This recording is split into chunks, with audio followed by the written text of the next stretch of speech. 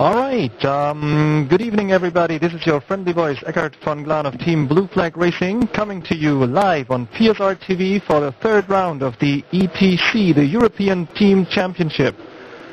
We're racing the GT sports cars today. That is the smaller of the two classes being run in this championship, and on Sunday, and that will not be broadcast I'm afraid, on Sunday we'll be racing the GT Pro cars.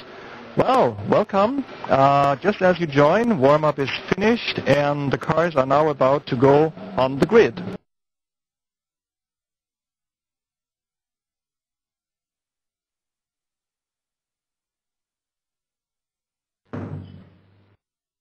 So, let me tell you quickly about the qualifying. We have Andreas Leffler of Degan Motorsports up there in front, in the front pole position, and a newcomer here on the circuit for GMT-DH, it's Panu Ronkainen, a face we haven't had so far, we haven't seen so far in the EDC tournament. He is on position 2, and he also put in some very impressive laps in the warm-up right now. On position 3, it's Kevin Usher of RPM, and on position 4, it's a second RPM Corvette, and that's Jari Vinari. And then the first Black Rebels car, that's Mehmet Arslan, another new face, another guy we haven't seen on the track in the ETC so far.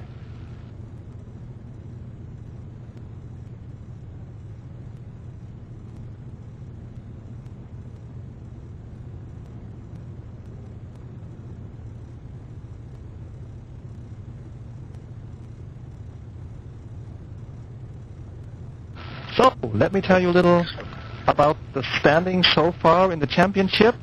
This is round 3, and with 2 rounds under the belt, it's the Black Rebels leading the schedule. They're at 144 points total, and they're followed very closely by the Roaring Pipes Maniacs, 135 points, the FlatOut Club, 121 points, and 4th position Team GG, 113 points.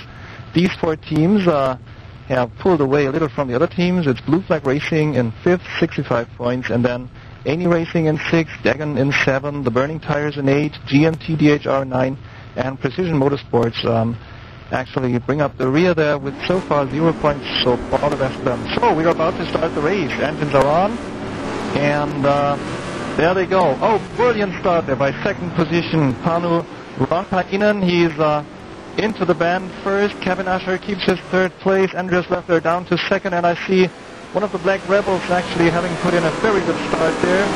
It's probably Mehmet Arslan in position 4. Kevin Usher going down the straight. They're now going down the flight straight, approaching what is in fact turn number 7 called Nora, which is a very fast chicane. Let's see how they deal with that one. Now there he is. Ooh, one of the cars going out there. That was Andreas Leffler. And I guess you rejoined. Let's watch as they go down the straight now towards start curve on.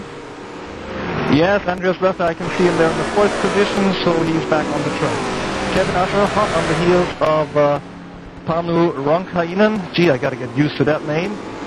And picks a bit off the track there, Kevin, and now they're approaching Opel, one of the bank curves here. So let's see what the rest of the field is doing. Let's move down to position number 3. That is Clive Siggs, in fact, of the Black Rebels. Brilliant start by him. He was in the top 5 on the grid, and he's now approaching Hansen and then going into Carousel. He's followed on position 4 by Tom Eelsbroek. He's the first of the 2 FlatOut Club racers there, so the guy on position 4 must be his teammate. That's Henk van der Meulen. They're now approaching Gislavet, which is an awful tight turn leading on to the start and finish straight. In position 6, it's the first one and only Burning Tires car today. That's Massimo Della Pellegrina. And turning now into what's actually turn 6 called Södra. And behind Massimo Della Pellegrina, I can spot the 2nd of the Black Rebels cars. That's Mehmet Arslan from Turkey. He's going down the flight straight now. And hot on his heels is the 2nd of the GMT-DH cars. That's David Bischoff in the Marcos Marcorelli. Yeah, not much has changed in the position as we can see there. Christopher Larsson of Blue Flag Racing in position number 9. And in position number 10, that's Johannes Kunkel of Precision Motorsports. That's a very good position for him, and he's followed by one of the two Degan racing cars. And that is in fact Andreas Leffler, who was the pole sitter. He's now approaching, that is, he's approaching Opel Corp, and he's on the outside. I don't think he has a fair chance to go past there. Little touch there. And now I guess he'll be trying to outpower him on a straight. They're going into Hansen, Leffler on the inside. They're both very late on the brake. Ooh, little touch there, but Precision Racer stays in control of his car, and Andreas Leffler is past. He's now in position 9. And that's Johannes Kunkel in position 10, the Precision Motorsports racer that was just overtaken by pole sitter Andreas Leffler. In position 11, we have the second of the blue flag racers. That's Theo De Bruyne, and there's a little attack there from the first of the GT racers, but Theo stays in control and takes his car through Sodra and now onto the straight. Let's see how these two battle it out on the straight. They're rushing down the straight, which is actually a runway. You can actually land your airplane there if you want. You gotta have a special permit to do it, in fact. And they're now approaching Nora. Yeah, the GT racer shows his nose there to make Theo realize, yeah, I'm following you, I'm close on your heels, but no way at this point that he's going to pass. Let's find out who that GT racer is. It is, in fact, Julien Dufresne. It's another fresh face here on the circuit, somebody we haven't seen racing in the ETC so far. There's a bit of a gap behind these two. The rest of the field, here we have Jari Vinari. Something must have gone wrong at the start there. I suppose that was the little incident we saw there in the background in the first lap in Nora, because Jari Vinari has dropped down from grid position number 4 to number 13. That is not the place where Jari Vinari is usually to be found. And right behind him is Sébastien Poitevin, another one of the beautiful GT Racer BMW M3 racers. Position 15, Ian Beach. That's the first of the ANY racers here today. In position 16, it's the second of the Precision Motorsports Marco rallies. That's Dirk Bertram. And then we move to position 17, Martin Hallman, the second of the ANY racers.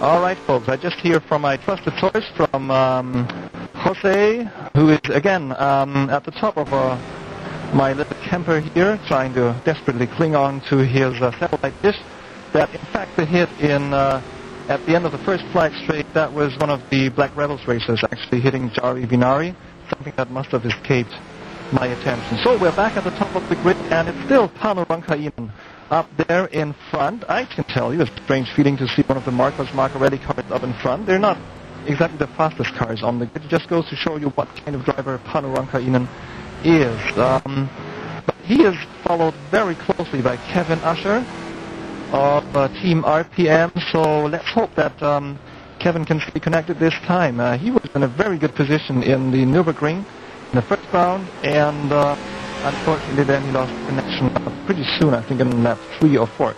Panu Roncainen going down the flat straight here at top speed, should be in 6th gear by now, and approaching first this little right-hand kink and then into Nora.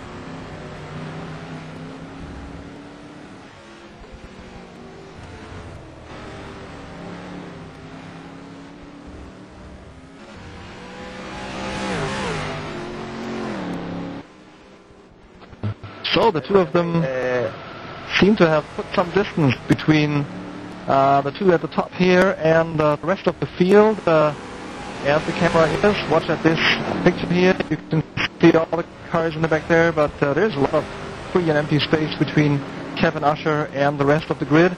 And in fact, as we're watching, Panu Roncainen is pulling away just a little right here at the beginning of the race.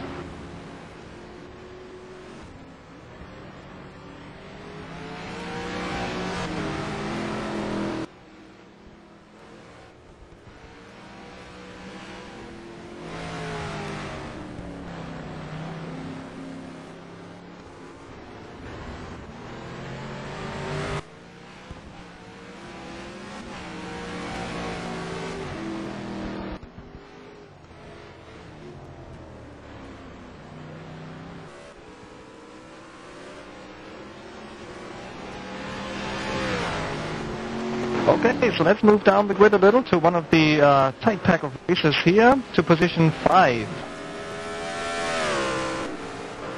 And in position 5, we find, going on to the straight, Mehmet Arslan of the Black Rebel Racers.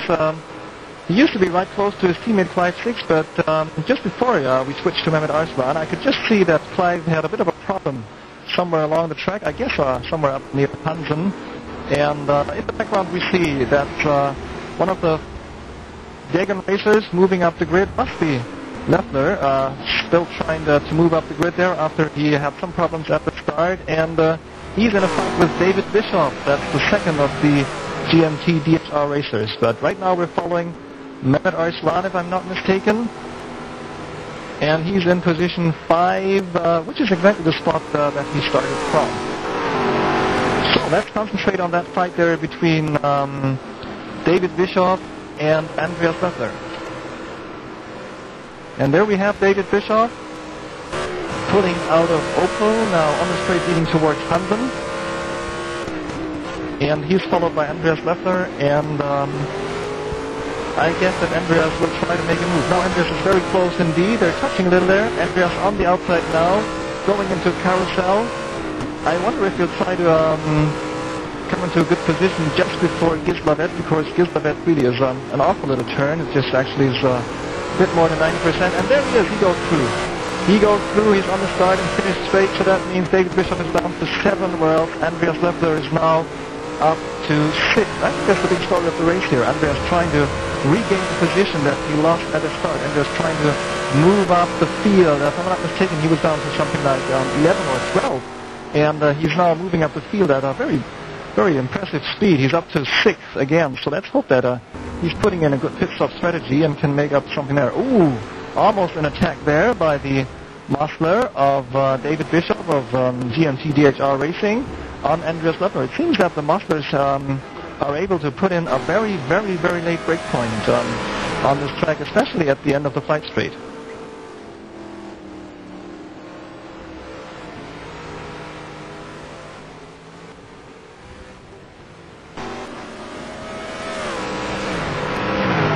Yeah, let's see how far Andreas Leffler can actually pull away from the blue and black muscler. By the way, this is the first time that we see that skin on the grid here, and I must say, on the forum people said everybody actually really liked the skin.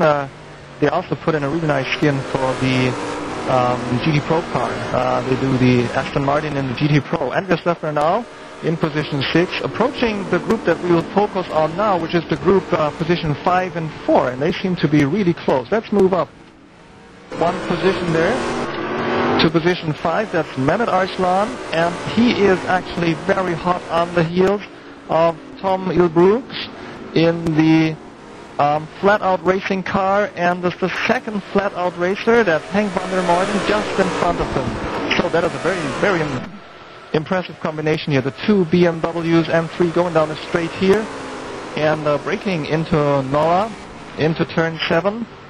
Henk van der Moiden now on the brake.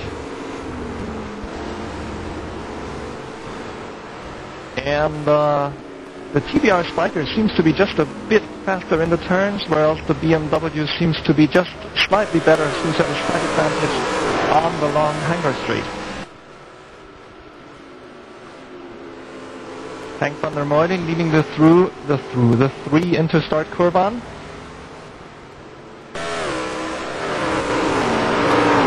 And that is, I think, the closest racing at this point on the track here. Henk van der Moiden in position number 3. Position number 4, we have Tom Ilbrooks, and very close behind him, it's Black Rebels racer Mehmet Arslan in the Spiker. And then we have Andreas Leffler.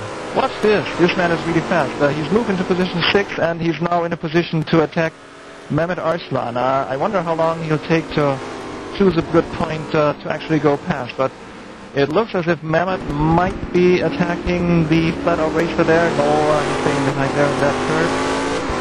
A bit on the ground there by Leffler.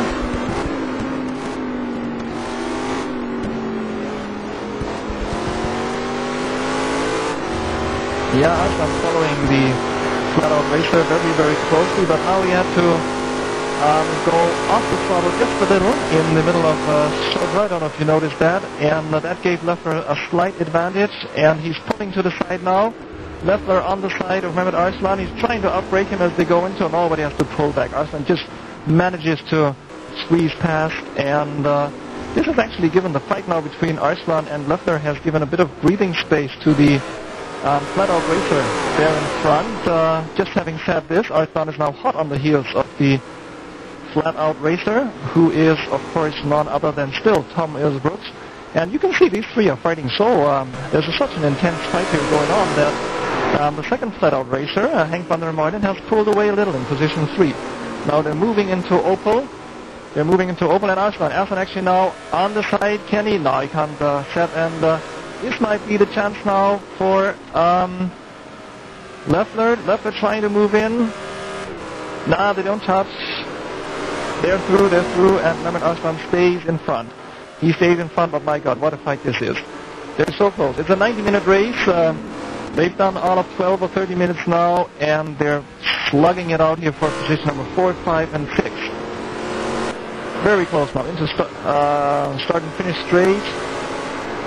I probably wish it would be a longer straight. You could actually do something there. Left on the outside now. Left on the outside going into Sodra. And let's see who has the better speed coming out. Ooh, little touch there by Leffler. And he's passed. He's passed Mehmet Arslan. And Arslan seems to have lost a little speed in that move there by Leffler. So there's no chance he can catch up to him on the straight. And Andreas Leffler, ooh, bit of a punt there by Leffler, and that gives Arslan the chance to move in back. Lots of argy-bargy going on here. Leffler now again touching Arslan. That is very close racing indeed. And the next attack by Leffler. He moves on the inside, moving into Startkurvan. On the inside, and he's passed Arslan again.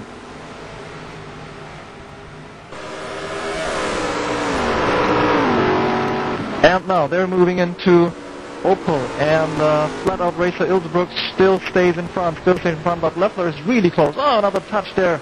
Touch again. Going down the straight, and no, Leffler can't at this point try to move past Ilsbrooks. And let's see if he tries another attack on the inside of Gislaved. They're out of carousel now. They're going into Gislaved. Arslan. Ooh, and Arslan is off the track. Arslan lost it there. Arslan lost it. You can see him in the back. He's off the track. And but let's stick with Andreas Leffler. He's pushing very hard. Another little touch there to Tom Ilsbrooks. My God, that BMW, that virtual car must be knocked up in the rear now. And Leffler going down the straight. He's trying to catch the backdraft now. And he's attacking on the inside, going into Nora. No, but he pulls back in the, and he's not past. Tom Ilsbrooks stays in control. He's still in position 4. Leffler still in position 5. But that move by Arslan actually put the second GMT-DH racer, David Bischoff, in 6th position. Ooh, Leffler running a little wide here, Let's hope that the suspension of the cars are still alright. Let's hope that all these little touches won't influence their performance too much in the long run. Might be a problem once they get to the tire wear. And now they go down again, moving up to Hansen. But Leffler doesn't know. He's too far away at this point. And the two are in such an intense fight that in fact, Mr. David Bischoff is coming up very nicely in his Marcos.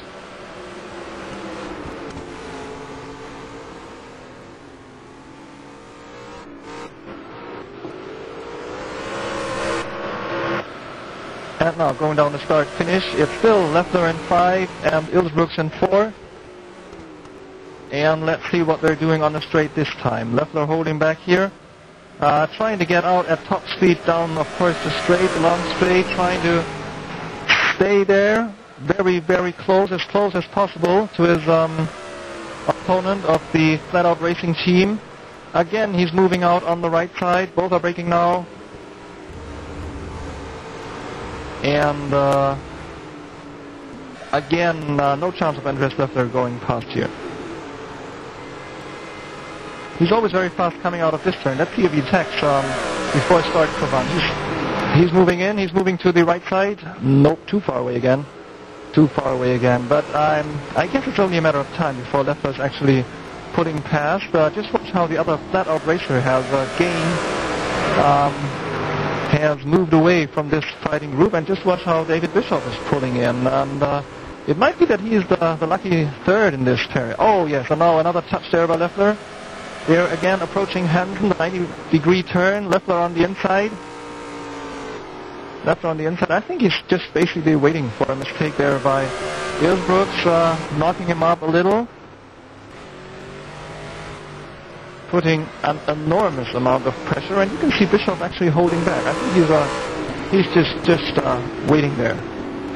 And they're now approaching one of the first of the left cars. It's a Precision Motorsport car they're approaching. Another Marcus Marquarelli there by Precision Motorsport. And let's hope that this lapping that car is going to be a clean move by all of the racers involved in this fight here.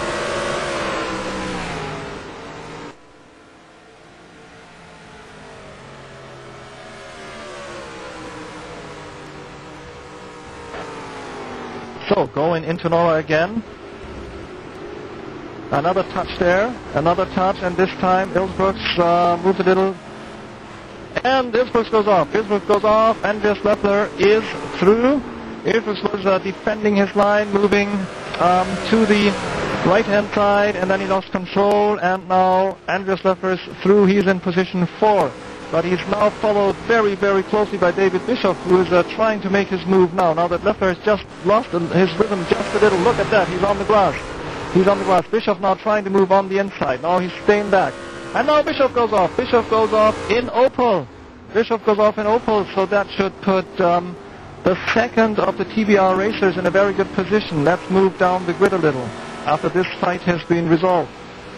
It's Mehmet Arslan. He's there, he's in position 5, he's moving back up the grid, moving towards Andreas Leffler. In position 6, we find Tom Ilsbrooks after his push there, after the little collision that he had with Andreas Leffler. And I'm not going to comment on this collision. I would have to watch the replay very, very closely on what was going on there, and his car doesn't look too good on the right-hand side. And I just saw one of the blue flag racers actually already in the pit, but let's move down the grid a little. That's Tom Ilsbrooks moving onto the flight straight. In position 7 is David Bischoff. Let's hope his car is still in perfect working order after he left the track at Opel. In position 8, it's the soul-burning tires muscler on the grid, Massimo Della Pellegrina. Not much... haven't seen much of him at this point, but we actually focused on this fight that was so close and so intense.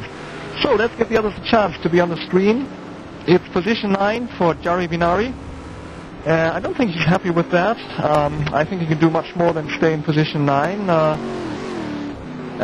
Seems to be that just like in the Nürburgring race, a little trouble in the first lap set him back, and apparently at Nürburgring he had some problems with the suspension, also some problems with the pit stop, so let's hope that Jari can come back. That's such a great guy. And in position 10 is the second of the TBR racers, having spun early on the race when he was up to position 5 or something. It's Clive Six, the first time that we see him in the EDC tournament. Clive Six of the Black Rebels team in the Spiker. And then in position 11, it's the first of the GG racers, it's Julien Dufresne. And he's now moving into Carousel, one of the 4 180-degree bends that we have on the track here. And in position 12, it's his teammate, it's Sébastien Poidevin. Some people know him by the name of Puertos GT. And another very, very nice, very sympathetic chap here on the circuit, someone who was following the idea of the ETC right from the very beginning. In position 13, oh, we have a pit stop here. Johannes Kunkel of Precision Motorsports actually going into the pit, and he's damaged the front of his car. There's bits of the front missing there, so I suppose this is not his regular pit stop, but this is rather a pit to repair the front of his car because the Marcus Marcarelli, I don't know if any of you out there actually played the game and played the Marcus Marcarelli. It's not exactly the best car to drive or to handle or to play once your front parts are missing that. So, car has been repaired, and I suppose he changed his pit strategy then and has some gas filled in as well and fresh tires as well. Let's see. Yeah, there go the tires. Johannes Kunkel. And he's been moved down to position 14 while he's in the grid, in the pit.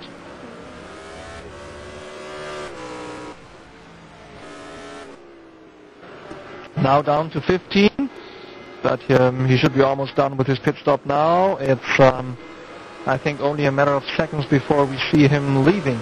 That will give us a chance to have a look at the very strange pit. And there he leaves the race. Johannes Kunkel is out of the race. Let's hope this was not just a fumble on the keyboard. Let's hope that he just didn't press the wrong button at the wrong time. That would have been too bad. Johannes Kunkel out of the race. Another Precision Motorsport racer out of the race. So let's move back to the race. Let's move to position 15, and that is Theo de Bruyne of the Blue Flag Racing Team. He's in position 15, and apparently he must have had some trouble too, being that low down on the grid there. And let's move up a little to position 14, and we see Martin Holman there of Eni Racing. And he's about to be lapped by one of the FlatOut racers approaching him. Position 13, that is Ian Beach, the second of the Eni racers.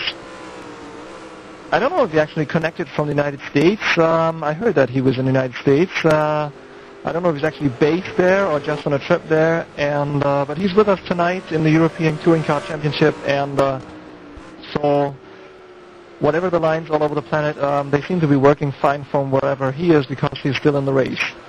And in position 12, it's Sébastien Poidevin.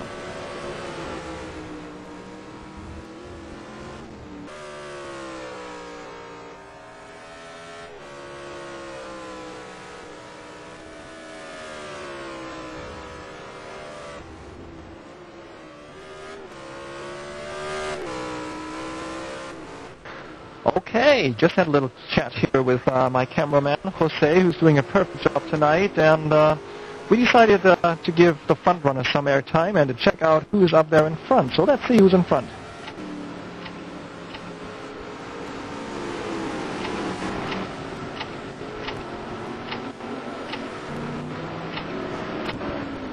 And up here in front, it's still Panu Ronkainen of the GMT-DH, and he looks very much in control of the race. He looks very much in control. There's no sign of Kevin Usher, second place racer for RPM, anywhere near him at this point. I check out the times in just a second to give you an update on the differences between the racers, but right now Panu Ronkainen still leading, going into Södra there, moving up on the straight, and with about 1/3 of the lap down, he seems to be totally in control of this race at Anderstorp Raceway.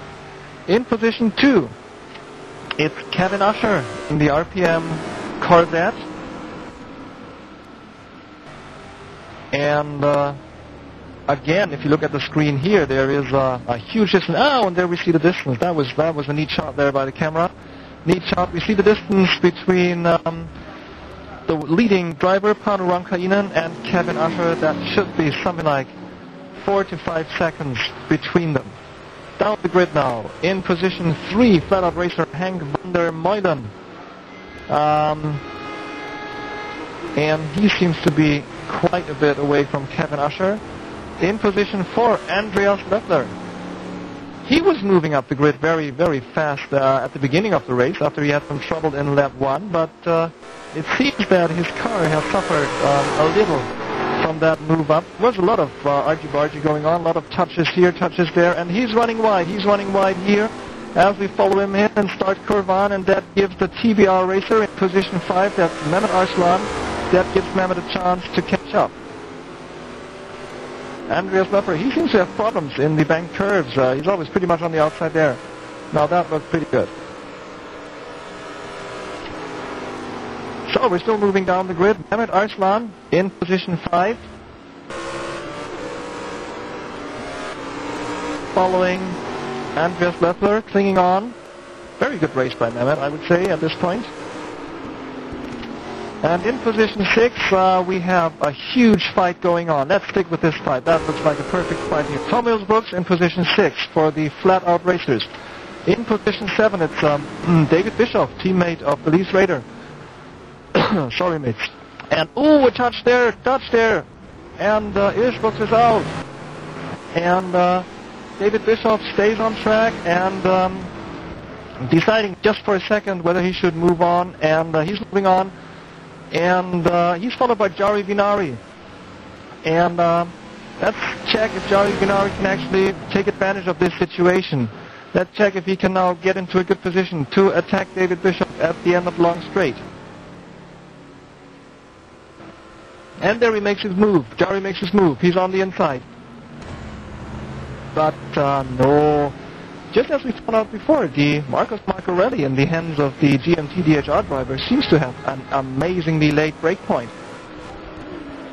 Now he's off the track a little. He's off the track a little, David Bischoff, so that might give Jari Vinari a chance to attack. He's coming up on the inside, going into start Curva now. And that looks like the race. That looks like the second GMT-DH racer right in front. Let's check out what his position is. That's Panu Ronkainen, race leader. He's down to 5. Something must have happened off screen that we couldn't catch on screen for you. He is down to 5. It might just be that the guy has hit it, but that doesn't look normal. He seems to be in huge problems with his car there. It seems to be that the tires are completely worn down. He's now down to 7. Oh my goodness, and he looked so much in control of the race. He's down to 7. He's dropped 6 places in 1 lap. 6th position, sorry.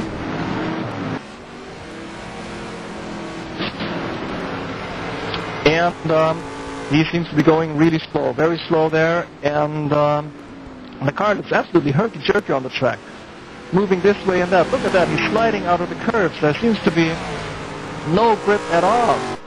The worst case scenario is that the guy actually left the track and hit something and really damaged his suspension bed. But let's move up, to position 6. And to Jari Vinari. And Jari Vinari is past David Bischoff. He overtook him at the end of flight straight. I suppose we've just missed it. But David Bischoff, let's see if he can fight back, or let's see if he suffers from the same problem that his fellow racer Panu Ronkainen is suffering from. And they're both about to let Dirk Bertram, and Dirk Bertram lets them pass. That was a very clean move there by Dirk, and he tries to stay out of trouble. Very wise decision. David Bischoff in 6th and Jari Vinari in 5th. He has moved up quite a little. But let's move a little to the back there. Let's move to 7th place Panu Ronkainen, because he is now under huge pressure from Clive 6.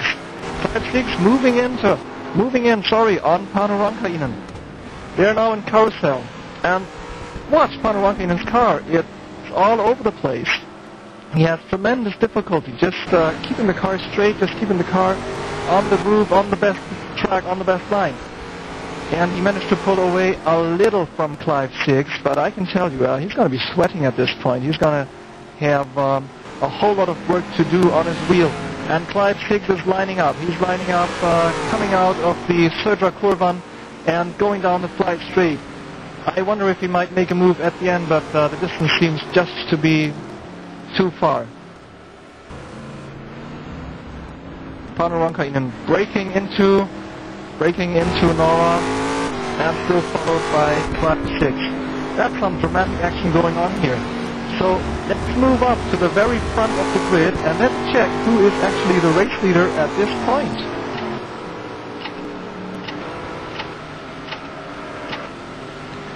And it's none other than RPM racer Kevin Usher. Kevin Usher is in position number 1, and it's a well-deserved position. He was very, very fast at Nürburgring and had then suffered this awful disconnect.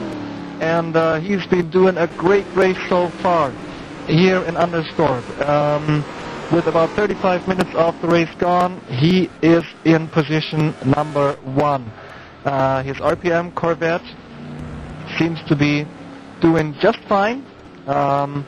Watching the car from the outside, I can detect not the smallest scratch on this beautiful skin.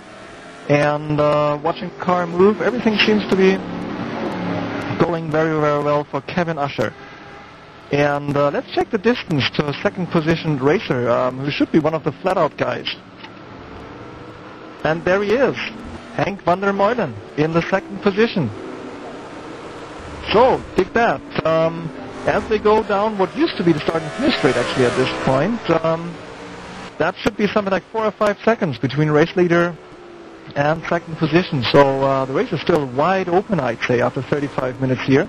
If I'm not mistaken, we haven't seen the first bunch of the pit stops unless somebody went into the pits to repair some damage. We've already seen the grid being decimated, but it seems to me that tonight the decimation is basically people dropping out because they damaged their car, couldn't follow the speed.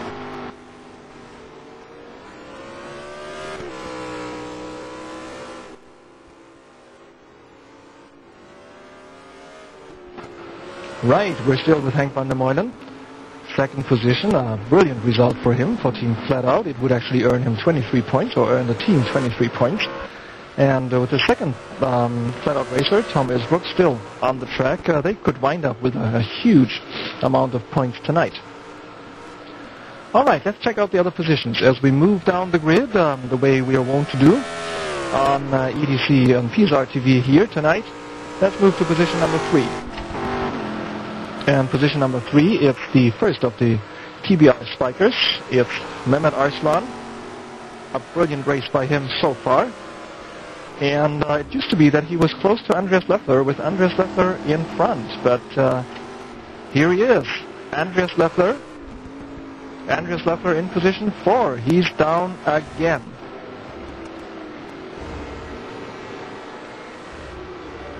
And I wonder if he's actually now trying to settle into more of a, let's say, relaxed routine. After all, this is a 90-minute race, and we have about 40 minutes done now, so we're not even at the half point right now. And it looks as if Andreas Leffler is settling into a slightly more relaxed stance here, realizing that this is a 90-minute race, and he still has a long way to go. And moving down the grid to position number 5 is Jari Dinari. And he's the second of the RPM drivers. This would actually give, at this point, RPM 25 for the first position and 18 for the second position. So all in all, 43 points, which would be quite a haul.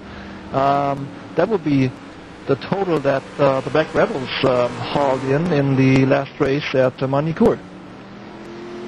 Position number 6. At this point, David Bischoff. GMT-DH, new skin. And he also seems to be having some awful troubles with his Marcos Marcorelli. I wouldn't be surprised if the tires on that car actually go up a lot faster than on the other mates.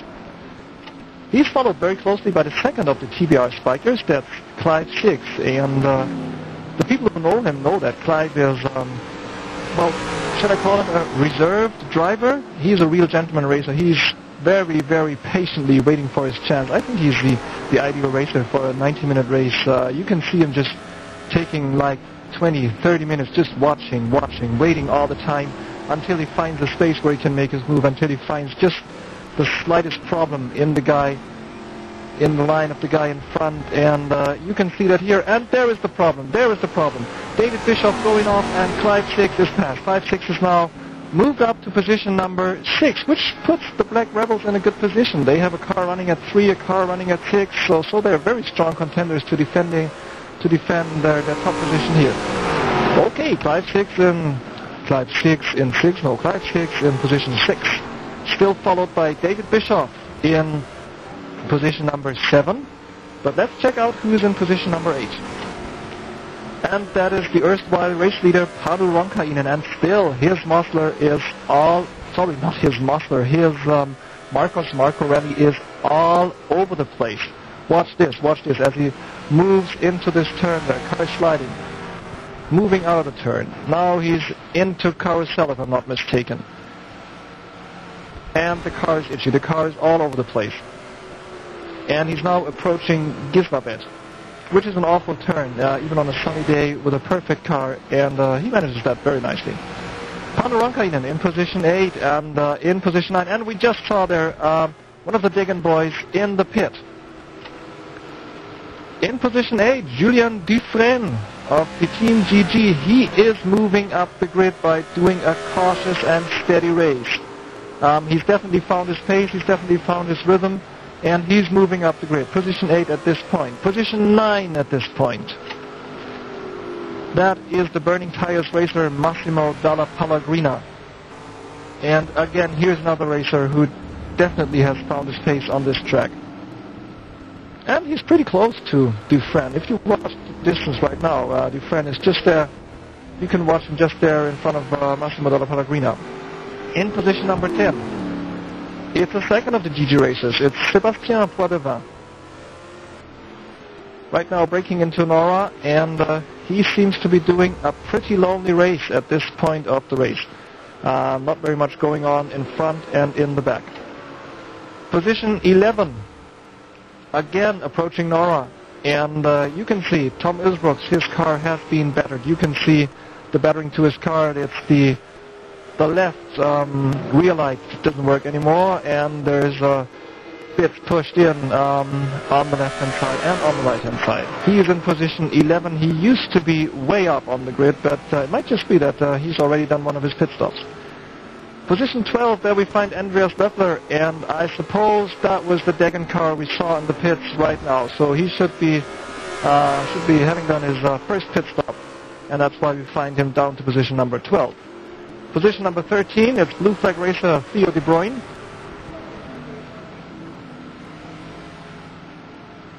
That looks like a race pretty similar to Sébastien Poidevin's one. There's not much going on in front of him and at the back, so he seems to have settled into a comfortable pace here in position 13. Position 14, the first of the ANY races, that's Martin Hollman. And he's closely followed by his teammate, by Ian Beach, position 15. And if I'm not mistaken, that is the last car running at this point. I think there are 4 racers have so far dropped out, both of the Precision racers and Christer Larsson. And if I'm not mistaken, also the second of the Degan racers.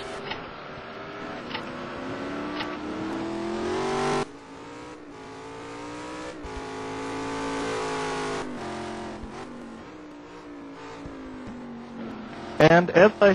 But that one...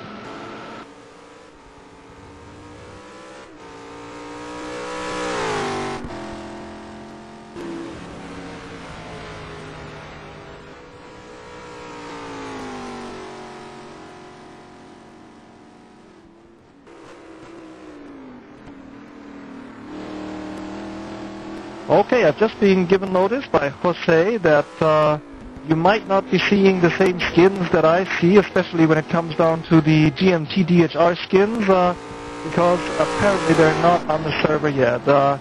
He's asked me to excuse that on his behalf, and it's going to be changed for the next race by all means.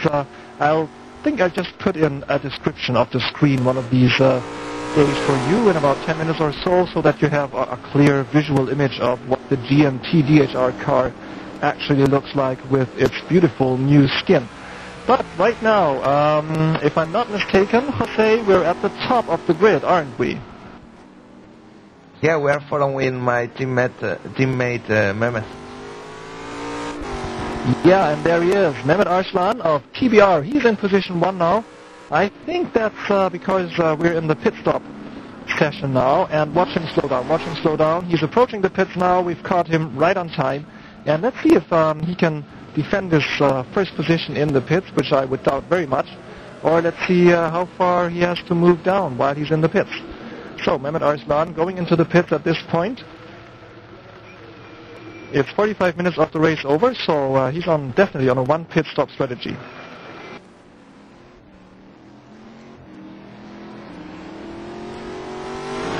And we heard and we saw one of the RPM Corvettes going past.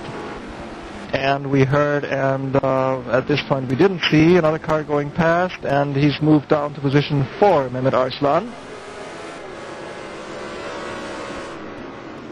He's down to 5, he's down to 6, and we'll tell you in half a second who has actually passed him at this point. Let's watch him move out the pit, because we haven't shown you the pit exit, which is kind of a strange pit exit here. And in the back there we saw a GMT-DH car pitting in. Yeah, you actually have to move quite a long way out, and then you rejoin the flight straight, but pretty much towards the end. This is part of the track that you don't use unless you do a pit stop, and he's rejoining the track almost at this point here, and he's rejoining behind one of the racers for any racing. He's in position 6, so at this point let's move up the grid and let's find out who is actually in front of Mehmet Arslan. And in position 5 we find Kevin Usher, smack in the middle of things. If I'm not mistaken, he's actually lapping the GG guys at this point. And in position 4, that car is definitely not being lapped. That car is definitely on the same speed as Kevin is. That car is definitely in the same lap, because that's Julien Dufresne. But now he's running wide, Dufresne is running wide. He's touched the wall, and is he actually coming in for the pit stop now? Yes, well, I must say that was quite a bizarre approach to your pit stop, but, well, what the heck. He's in the pits now, and whatever damage was caused to the car can be repaired straight away. He's in the pits, and we also see Clive 6 there in the pits. Ooh, they're right at the back of the pit grid. Oh, they're in the area where they only have tents. I hope that's not too bad for Team GG. I hope they don't mind that somebody put them in the area where they put up these tents here at Anderstorp to give extra room for the cars. Okay, Julien Dufresne in 5. We leave him in the pits as we move to position 4, where we find our friend Mehmet Arslan of Team Black Rebels. And let's see who is in position 3 at this point. It's Kevin Usher of RPM, still slinging the old Corvette around Anderstorp. And in position 2, it's David Bishop of GMT-DH. He was running just a little wide there, coming out of Opel. And he's approaching Hansen now. Hansen, another turn that looks like a 90-degree turn, but then just has a little added. I would say it's about 100 or 105 degrees, which makes driving at Anderstorp quite difficult, really. Most of these turns have a little kink to them, so they're either just a tad longer than you think, or just a tad shorter, or they are banked curves, so not an easy track to race. David Bishop, he doesn't go into the pits, he stays on track. And he's now in position 1. He's taken the lead again. He's taken the lead again because he passed the race leader at this point in the pits. Let's move back to position 2, Kevin Usher. And that was Jari Vinari. Jari Vinari is in position 3, and he is in the grid at this point.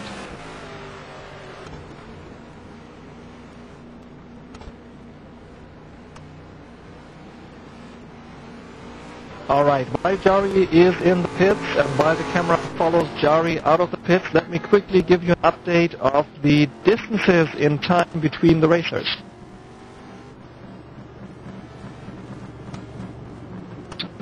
Alright, reading here off my screen, it's David Bishop in front, and he's 2 seconds and 9 or 3 seconds, 3 seconds in front of Kevin Usher.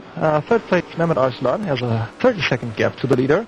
Thomas Brooks, another 10-second gap to Mehmet in position 4. Andreas Leffler in position 5, that's a 10-second gap to Thomas Brooks.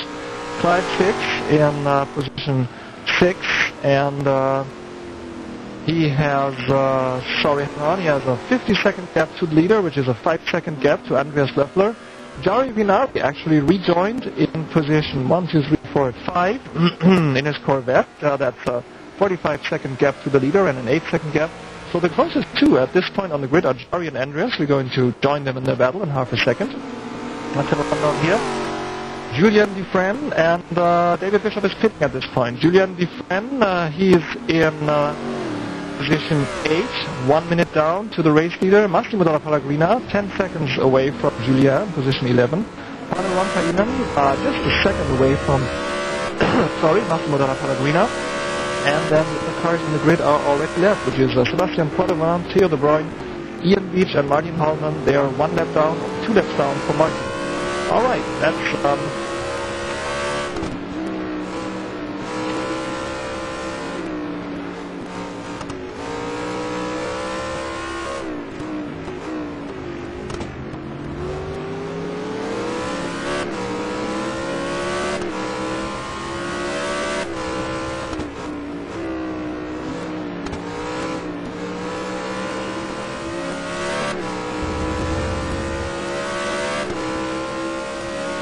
Alright, Jose just told me, when I returned from the information screen, that we're following Andres Leffler, one of the Degan boys here.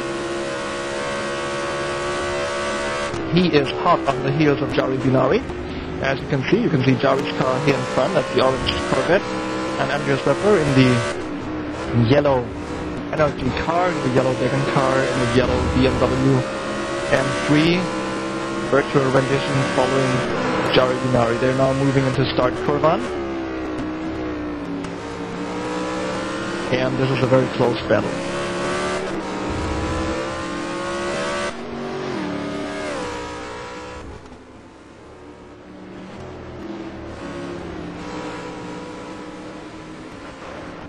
Right, as we follow these two, let me tell you one or two quick facts about the track at Anderstorp. It's a track in Sweden, obviously, as you can maybe also hear from the name. Anderstorp sounds pretty Swedish, at least to me. It's well renowned for its difficult to set up, because you have the long flight straight, which I already told you can also be used as a runway. In real life, you can actually land your plane there. And this long straight is then opposed basically by the bank curves. The bank curves which need a lot of pressure, which need a lot of wing, a lot of splitter for the cars, and the long straight actually would want you to make a setup that has very little wing and very little splitter. So you have to find a compromise on this track. Apparently, it's a track that's pretty tough on the wheels. Pretty tough on the tires with the bank curves. Tires feed up quite a lot, and it has 4 right-hand turns, 3 left-hand turns, a couple of small kinks in between, and the amazing thing is that 4 of the turns actually are 180-degree turns, which are obviously some of the most difficult turns to take. And yeah, at the heyday of Swedish Formula 1 racing, at the days of Ronnie Pettersson and Gunnar Nilsson, this was also a Formula 1 track. And it was in 1978 or 1979, let me check this quickly here. In 1978, that this was the only track where the Brabham BT46 fan car, I don't know if you remember that one, actually won a race. That was then later taken out of competition. It was a car that had a huge kind of propeller at the back of the car, and apparently that's what they said at the time. It was for cooling reasons, not cooling the engine, but obviously what it did was it sucked out all the air from underneath the car so that the car would actually stick to the tarmac as it was glued. And Niki Lauda drove the car to a win here. He said he had to do a completely different driving style, driving this car, as it was unlike any other. And the other drivers actually really complained about the car, because obviously a lot of stuff was sucked in, was thrown out at the back of the car, and was quite dangerous for the other drivers to actually be hit by stones and stuff. So I think after about 2 or 3 races, the Brabham was forbidden, because this was a moving part aerodynamics, and it did its only and historic win here at Anderstorp. Right, in case you're not interested in these memorabilia of Formula 1 racing, we're still following Andreas Leffler in position 5, and it looks as if he's not really gaining any ground on Jari Binari. It looks as if Jari can keep him at bay. Jari can keep him at a relatively safe distance of what looks to me like about 1 second distance there. And Andreas, I don't know how hard he's pushing actually. Difficult to judge from the way he's driving.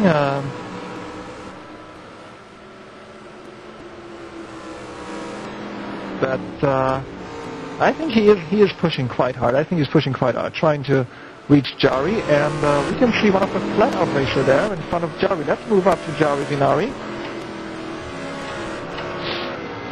And let's see if that FlatOut racer is in the same lap or not.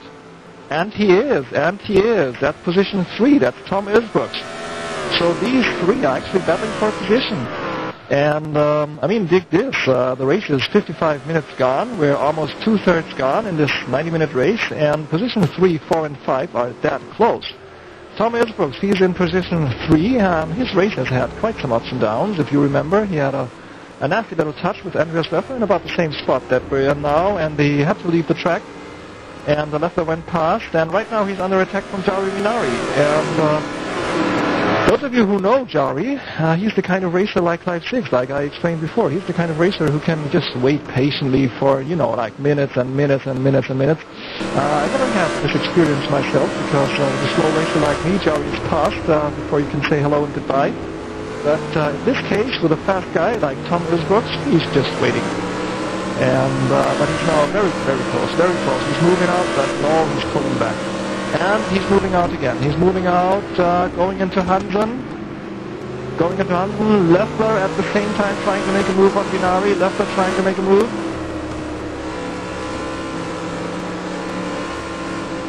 And the three of them going through Carousel and approaching Gislaved. And let's see if Leffler is making a move in Gislaved. Oh no, but Jari is making his Corvette as broad as is possible. Trying to fill up as much space as possible so that Leffler can't make a move. Now they're into Södra, and Vinari tries to get into a good position. Tries to get into the slipstream of Tom Isbrooks, and I would say he is smack in. He is smack in the slipstream. Isbrooks tries to outpace him on the long straight, but Vinari is moving close, and Vinari is moving to the right-hand side now. Isbrooks stays just in front, just in front. Very good racing there by Tom Isbrooks. He can defend against Vinari, but like I told you, Vinari is a very patient guy. He is very patient. He is going to wait for his chance. And he has Leffler on his track, so he has Leffler right all over his back, so he has to be very careful with the moves he makes. Okay, going into Carousel now. Isbrooks still in front, Vinari following him. Leffler running just a little wide, just a little bit on the grass there, so he loses a little bit of speed going into Opel. He's again on the outside now. But Vinari holds on, Vinari holds on. And let's see if anyone is making a move now. Leffler is moving out, Vinari is moving out. No, they both fall back into line behind Isbrooks. They both fall back. This is extremely good racing going on here. Very superb racing. With about 1 hour of the race finished, with 2/3 of the race up. These three are slugging it out for position 3. Little attack there by Leffler, but he has to draw back. Vinari just managing to stay up in front there in Gislaved, which gives Tom Isbrooks a bit of a breathing space, but Vinari is perfect moving into that turn 6 Södra. He's always very close. Oh, and Leffler is running wide. Leffler is running wide in the back there. That will set him back about a second. And Vinari, again, he's in the slipstream. Again, he's approaching Isbrooks. Second time in 2 laps, he's on the outside now. Moving in. And can Isbrooks stay? Isbrooks stays at the top. Woo, that was close. That was really close. And while the two are fighting, Andreas Leffler is approaching again. Look at that. Look at that. They're moving now into start Kuban, and again, the same position that we had in the last lap. They're very close. Leffler trying to make a move on the outside. Is he actually trying? No, he's trying to stick to the close to the inside now, but Vinari has spoiled that attempt. Now Leffler moves fast. There's a little touch there. Vinari is off the track just a little, and Leffler has moved past. Just a little touch there by Leffler, and Vinari went wide. Just a little, got 2 wheels on the grass. But patient guy that he is, he's gonna follow the other two. He's gonna follow them. He's gonna wait for his chance. And Leffler moves past Isbrooks. Let's move up from Binari to Ilsbrooks. Ilsbrooks here in position 4 now, and in position 3 it's Andreas Leffler. But this is not finished yet, guys. This is not finished yet. I think Tom Ilsbrooks is lining up his car for trying to get back to position 3. Let's see what Andreas Leffler is doing. He's running a bit wide there. He's on the outside. So this gives Ilsbrooks a chance. This gives him a good chance to line up his car, get into the slipstream. Binari close on the heels of Ilsbrooks. Let's move the camera to Tom Ilsbrooks there, as he's followed by Jari Binari. Jari Binari, again, we've had this. It's the 3rd lap running. They're both on the brake now. They're both on the brake, and again, Tom Ilsbrooks brings in his car just in front of Jari Binari. Oh my goodness, this is really close racing, folks. And this fight between Binari and Ilsbrooks should give Leffler a chance to pull just a little away, and he's done that. He's done it. Look at that. He's already put about 100 virtual meters between him and the other two.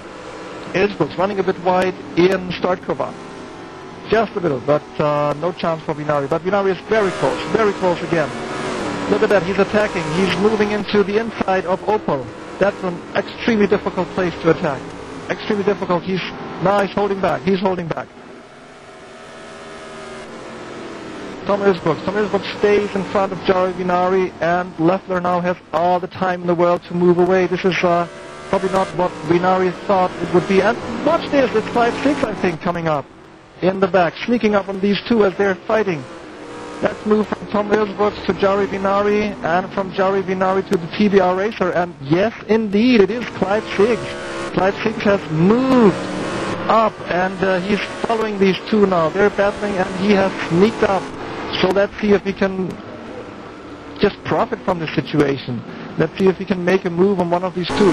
But as they go down the straight, we should again follow Jari's car, because Jari is again in the slipstream, and he is really close. He is really close. Ilsbrooks, he's always pulling to the left, trying to get away, and Binari, he moves up. And they're both braking now. They're both braking, and Binari stays on the inside, and this time he will actually make it. Little touch there. Ilsbrooks goes wide, and he rejoins just after Clive Siggs, and Binari has passed. Binari has passed, and he's in position 4 now, but Clive Siggs is following him hot on the heels, and I wonder how long it takes Binari now to close the gap to Leffler. He seemed to be, that's just intuition, he seemed to be the fastest of the three battling it out. But right now he's under pressure from Clive Siggs. Clive Siggs going on the outside into Opel. Going on the outside. I suppose he's trying to take a very... No, he's not. He's running wide. I was supposing he was trying to stay on the left-hand side of the track to have a good position going into Hansen here. Binari going into Hansen. And Siggs following, and Ilsbrooks is slowing down. Let's hope nothing much happened to his BMW as he got another small hit in the same position where Leffler gave him a little hit in the first 5 or 6 laps. Binari running just a little wide, and Clive Siggs is moving past. Clive Siggs is on the same height. He's moving past. He's got his nose in front, but he's on the outside line. Can he regain? He's off. Clive Siggs is off. Watch it in the background. He's off. He has to rejoin the track. And that leaves Jari Binari alone. No touch there with these two. No touch at all. Just Clive Siggs just missed his brake point a little. That's the way I see it, going into Södra, and then Jari Binari could slip past on the inside. And you can see him in the back there, Clive Siggs, and no sign at all of Tom Ilsbrooks. Suppose he's pitted. I suppose he's pitted. Ooh, that was a massive battle there. But this group of 3 has now dispersed. What used to be a group of 3, Andreas Leffler is in position 3, Binari in 4, and it seems that Tom Ilsbrooks has gone into the pit. Seems that he is on a 2 pit stop strategy, because that would be an ideal point now to do your second pit stop.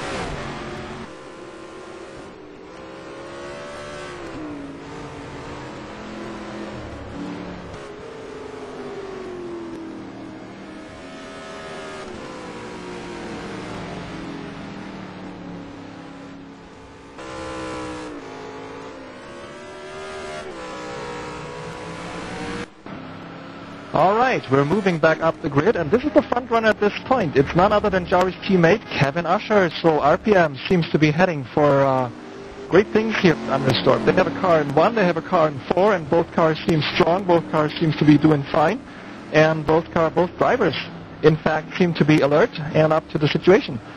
So, it's Kevin Usher in position number 1. Let's have our world-famous rundown of the grid to tell you who is who and where they are. We move to position 2, and that is Black Rebels racer Mehmet Arslan in position 2. It seems to be that the Spikers are on a one-stop strategy, whereas many of the BMWs are on a two-stop strategy, and it seems to pay off handsomely for Mehmet Arslan because he has moved up to position number 2. He was number 5 on the grid, and he's gained 3 positions so far. In position number 3. Position number 3 is Andreas Leffler, pole-sitter Andreas Leffler. He's in 3. He's been involved in many fights throughout the race. It's a race where at the end of the race he can't say it was boring, not at all, and following him there's always action going on. Position number 4, that's Jari Vinari of RPM Racing, and we've just seen him in a huge fight there with Clive Six and Tom Ilsbrooks. Jari Vinari, Clive Six, he's in position 5. He's down a little. He's following Theo de Bruyne in the left Blue Flag Racer. Theo taking a rather unorthodox line there. His car jumping a little, but 5-6 is passed in position 5. Let's check out who's in position 6. Position 6, it's GMT-DH Racer, David Bishop. Oh, they were the stars of the first 15, 20, 30 minutes, the GMT-DH Racers. They were fully in control of the race. They had one car running up in front and another car running exactly where he's running now, David Bishop in 6th. But that car in front has vanished. Let's see where we can find Panu Ronkainen on the grid at this point. So he's also lapping Theo de Bruyne at the end of the start and finish straight there. Position 7. In position 7 we find Team GG racer Julian Dufresne, and he is putting in a great show tonight. He is actually very stealthy, very slowly moving up the grid. I suppose if I could have a screen here of his lap times, I could tell you that his lap times possibly are just one the same as the other. It looks as if he's doing a perfect show here, perfectly attuned to the track, perfectly attuned to the car, and putting in just one perfect lap after the other. He is in position 7. He's kept out of all the fights. He's kept out of all the trouble. Look at his car. It looks like, like as if it's rolled straight out of the garage. I can see absolutely no dent in there. All the lights still working fine. So Julian Dufresne, he's in position 7. Position 8, and there's the erstwhile race leader, the former race leader, Panu Ronkainen. And apparently at this point, as we see him going into the sand trap just behind Nora, he still has some trouble with his car. I'm afraid it was off screen. At this point I have no idea. My best guess would be that he had some trouble somewhere, hit the wall, and ever since he's had, look at the way that car is all over the place. He's had some trouble with his car. His car seems to be jumpy, his car seems to be jerky, his car seems to go from left to right as he approaches the turns, and that is not a good sign at all. Panu Ronkainen, he's fighting. He was the race leader. He was fully in control of the race. He had pulled away to something like a 5 or 6 second lead in the first 15-20 minutes, and now he's down to 8. He's struggling.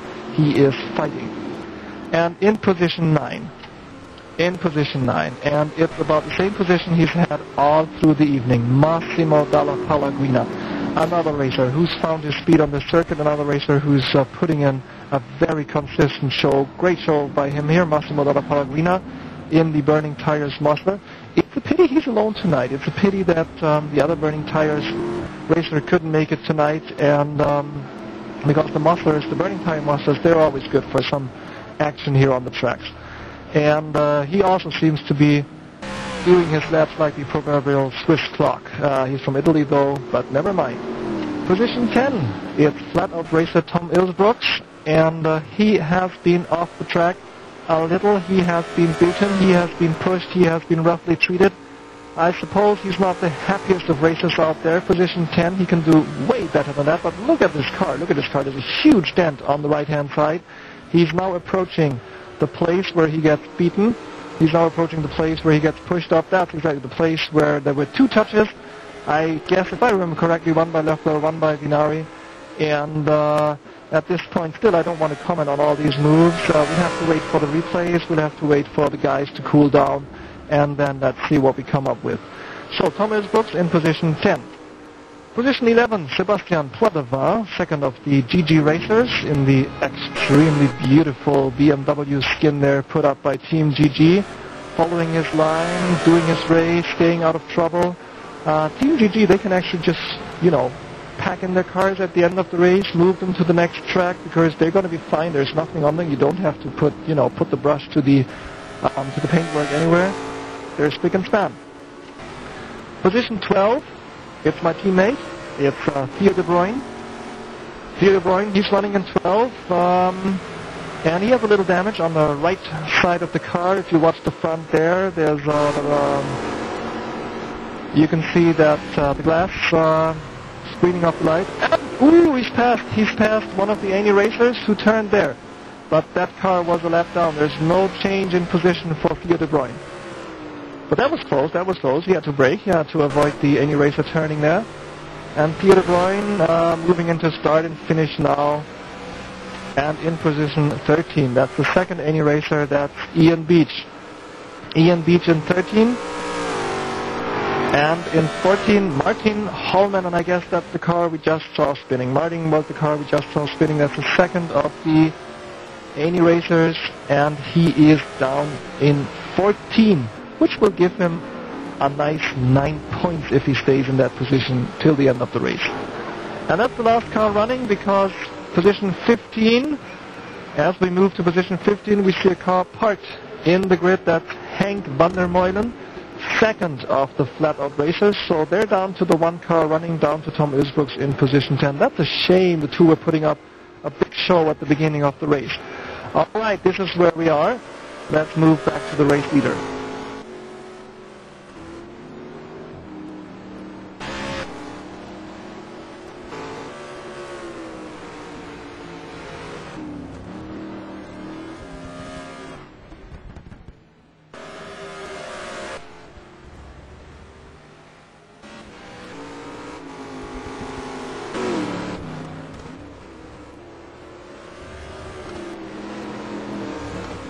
Okay, and as you're watching the race leader, Kevin Usher, which I hope you're watching because I'm on my timing screen here. I don't know what it is that you see. I can tell you about the time differences, and the field has moved apart just a little. Kevin Usher in position number 1. 20 seconds gap to Mehmet Arslan.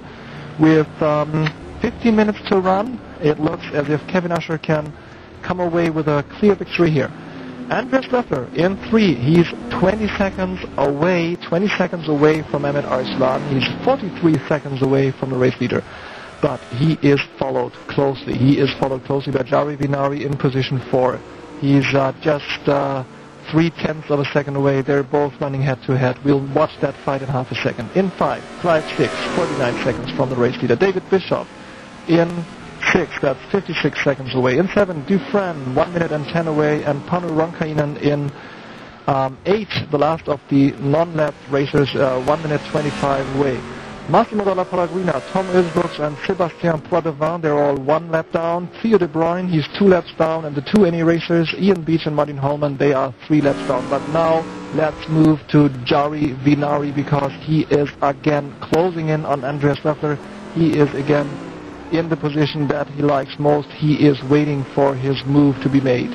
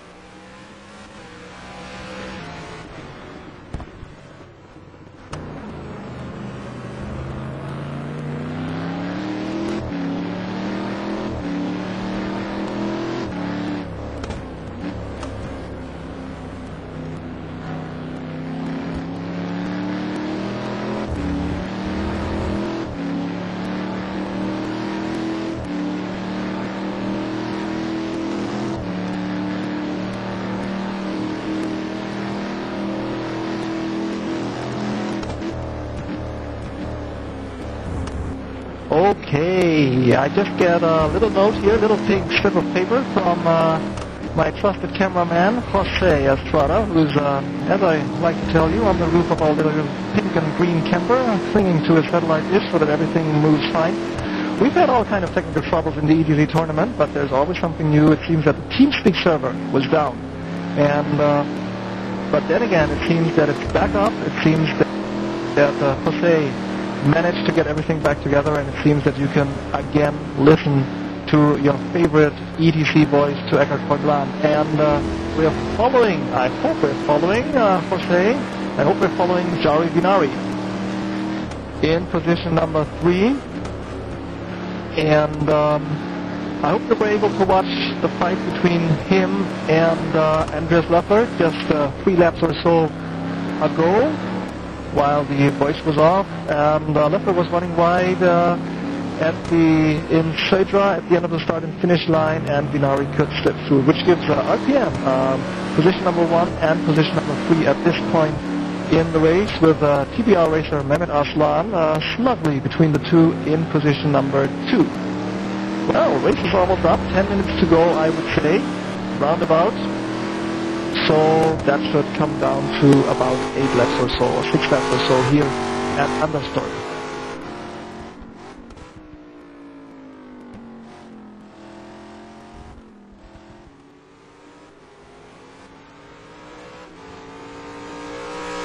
So here he is, Mehmet Arslan in the TBR, the Black Rebels Spiker, in position number 2. It's his first outing in the ETC, and he's coming away with 23 points if he can stick to that position. Yeah, Eckhard, I have an info from my team. Clive is out of the race due to a mechanical problem.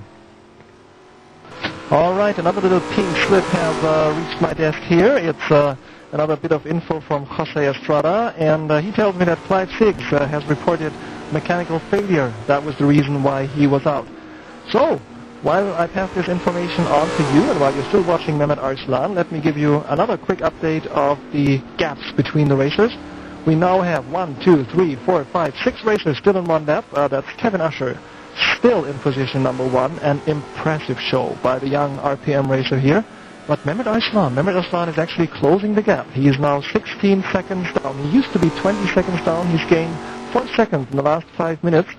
If he goes on like that, we have another 10 minutes to go. He might actually get to within 8 seconds or so of Kevin Usher. Jari Vinari in position number 3. He's 34 seconds down to Kevin, which comes up to 17 seconds down to Mehmet Arslan.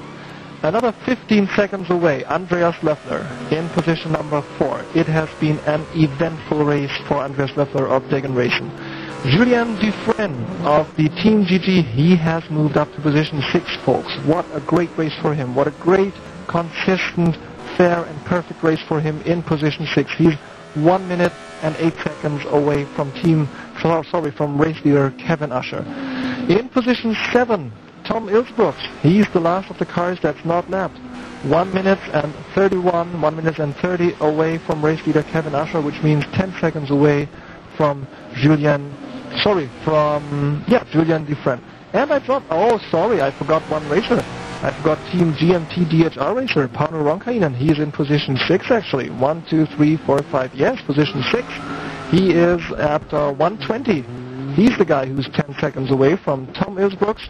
10 seconds away on the positive side there, and Tom Ilsbrooks in 7th at 130. And then we have the lap drivers, Massimo Dalla Pellegrina in 8th, 1 lap down, David Bischoff in 9th, 1 lap down, and Sébastien Poidevin also 1 lap down in 10th. Running in 11, 2 laps down, Theo De Bruyne, running in 12, Martin Hallman, 3 laps down, and running in 13, Ian Beach, 4 laps down.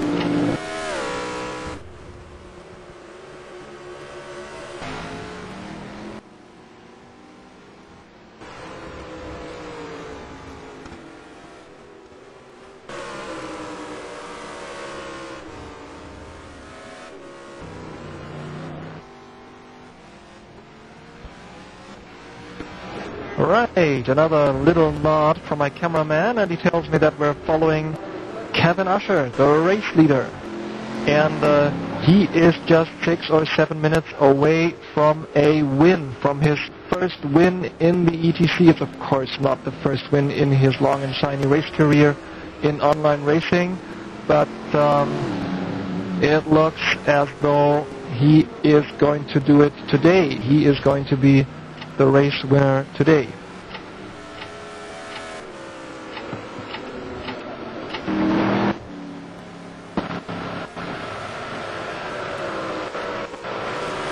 Kevin Usher still leading the race. He started the race in position 3. Let's not forget, top of the pops on the grid, that was Andreas Leppler, followed by Panu Ronkainen, and Usher was in 3, and he put in a very solid performance. He was always on speed, he was always at the height of the race, and he always knew what he was doing. He was making all the right moves at all the right times, and Kevin Usher, he's the race leader, and it looks as though he might pull it off.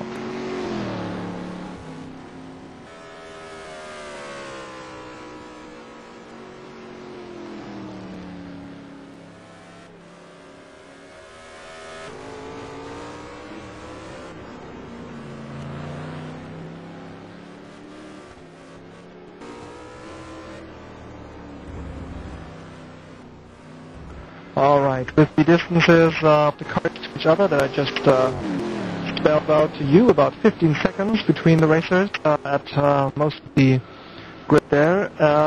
Let's give Kevin Usher some airtime, let's give RPM some airtime. They're a great team. They came away with 15 points in the first race, 39 in the second, 42 in the third race at Magny-Cours that was, and the second Magny-Cours race they came away with 39, so at this moment they're number 2 in the overall points table with 135 points, but I suppose that after today we will see them at the top of the grid, because Black Rebels only have one of the drivers still running, that's Mehmet Arslan in position number 2, which will give the team at least 23 points, but it'll be the worst result for the Black Rebels so far, even though it's of course the best result for Mehmet Arslan so far. Kevin Usher, he's moving out of Gislaved, down the start and finish line.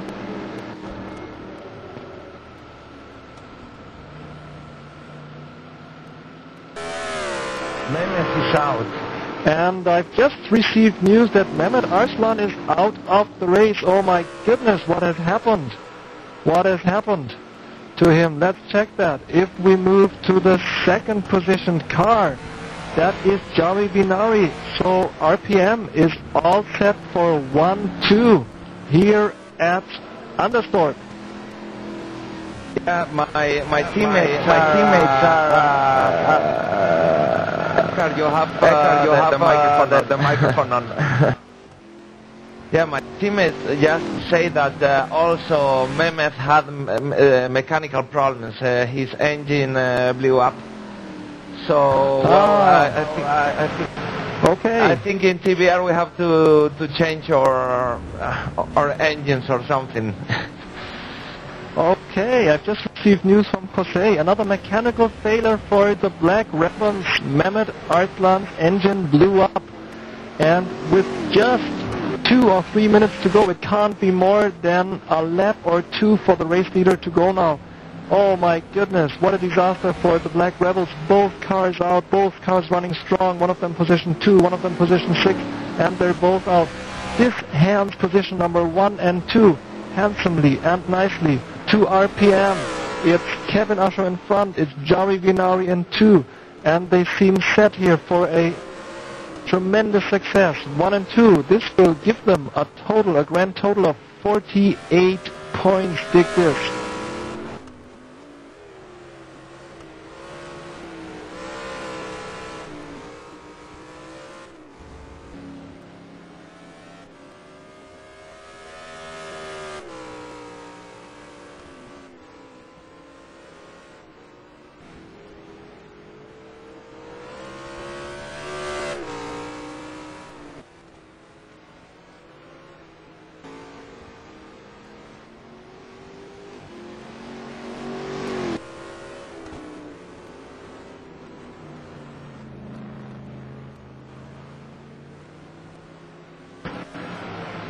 All right, let's move to the race leader at this point. Kevin Usher of Team RPM. He's at this point going through Opel. It can't be more than 2 or 3 minutes till the race is over, so let's have one final rundown of the grid so that everybody gets their air time, that you can see all the racers who are still racing here at Anderstorp. Number 1, Kevin Usher. Number 2, Jari Vinari, second RPM car, on the way to a double victory for RPM, which should put Mr. Leffler at number 3. And there he is, Andreas Leffler, racing for Degan Racing, pole sitter, had a very eventful race. He is in 3. In position 4, Julien Dufresne. My goodness, that Frenchman has moved up the grid like nothing, and it was such a clean race for him. Julien Dufresne in 4, handing a very good result to Team GG. In 5, Panu Ronkainen, the former race leader. He recovered from what must have been a serious crash at about 30 minutes into the race. Position 6, Tom Ilsbrooks, another guy who recovered, another guy who's probably having a huge big time just keeping the car on the track. He had to take so many pushes today. Position 7, Massimo Dalla Pellegrina, another steady racer. Position 8, David Bischoff in the second GMT-DH car. Position 9, Theo De Bruyne in the Blue Flag Racing car. Well done, Theo. Position 10, Martin Holman of Amy Racing. I fear that we have lost Sebastian Poidevin. He should be somewhere around here, but he isn't.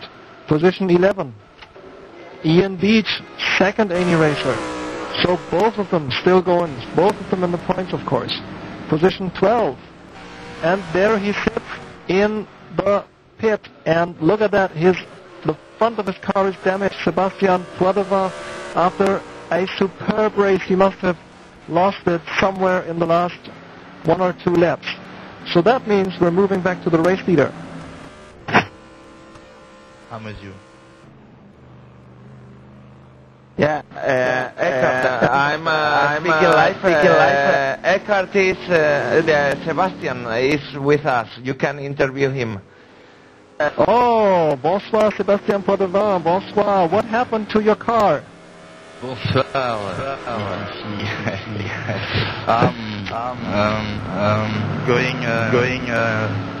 I can't sable English. I don't know. Oh, okay. Never mind. Sand. It's sand. Yes. And I wanted for a car to push me, but no one. Okay. Disappointed for this race. So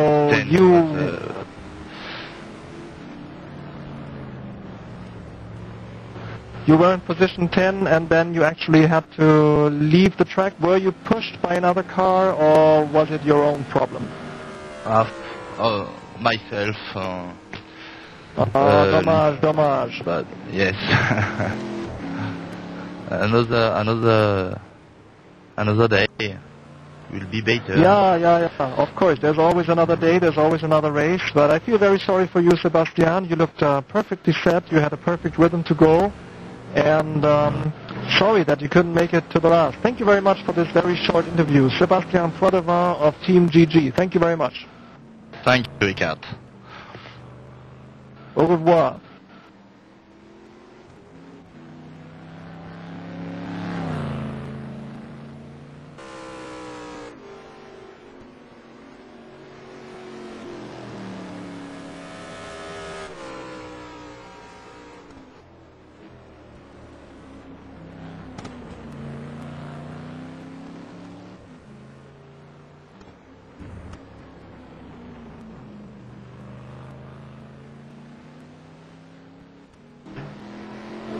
All right, we're following Kevin Usher, and with the race about to finish, I suppose this is his very last lap here. We have a little problem with the live timing. Sorry, folks. I can't tell you 100% correctly whether this is the last lap or not. I would guess it is. We started the race at something like 5 past, and it's almost 5 past now. Let's follow the race leader on what could be his last 1 or 2 virtual kilometers on this 4-kilometer long track of Anderstorp in Sweden. He's now moving through Hansen, approaching Carousel.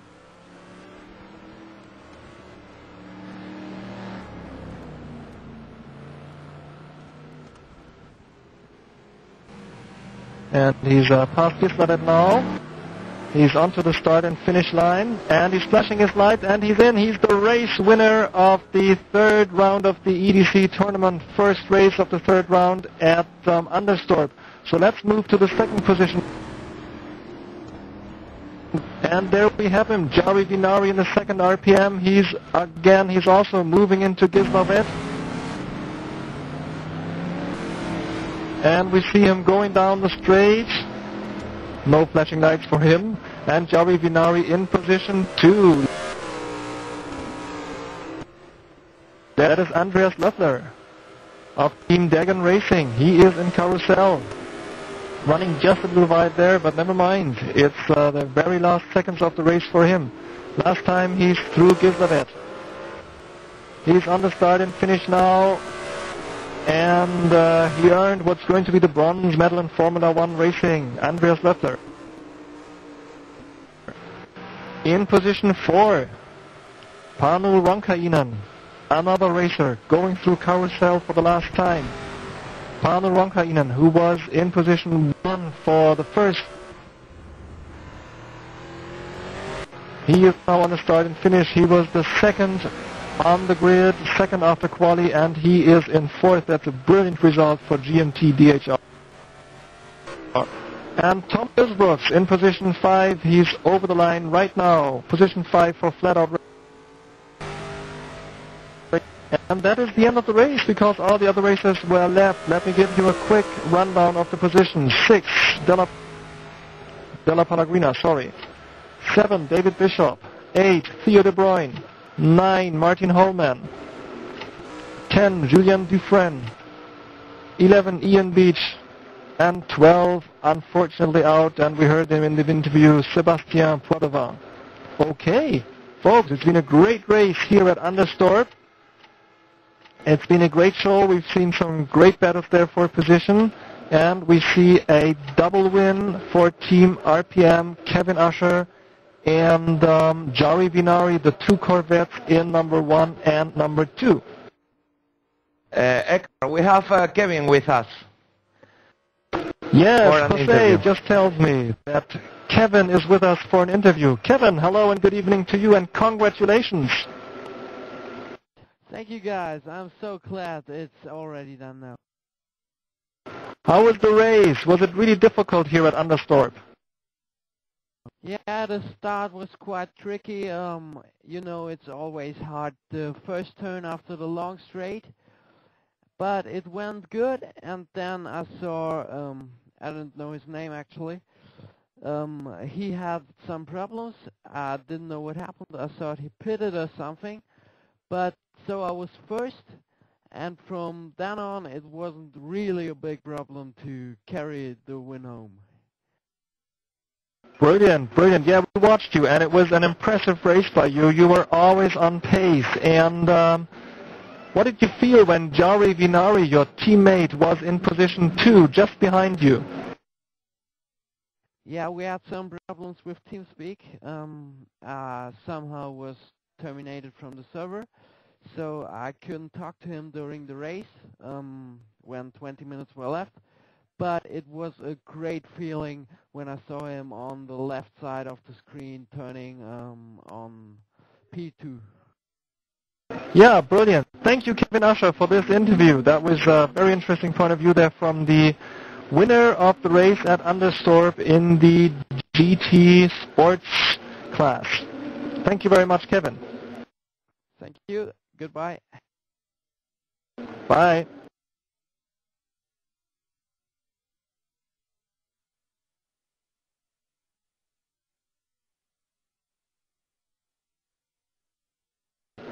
Okay, and that was it, folks. I hope you enjoyed the race. I did immensely. We saw some very close fights there. I think there's going to be one or two discussions on the forum about one or two of the moves that we saw. Some of the paintwork actually got beaten up a little, and but let's all stay friendly and let's all stay peaceful. It was a great race here. Thank you very much, Jose. Thank you for putting this up. Thank you for the brilliant camera work that you've done. Thank you, David Garcia, for not being with me tonight. I'll get you one of these days. And bye-bye, folks. Bye from me. Bye from Eckert von Glan. Team Blue Flag Racing says goodbye. And see you at Donington in changeable weather in 2 weeks. Bye-bye.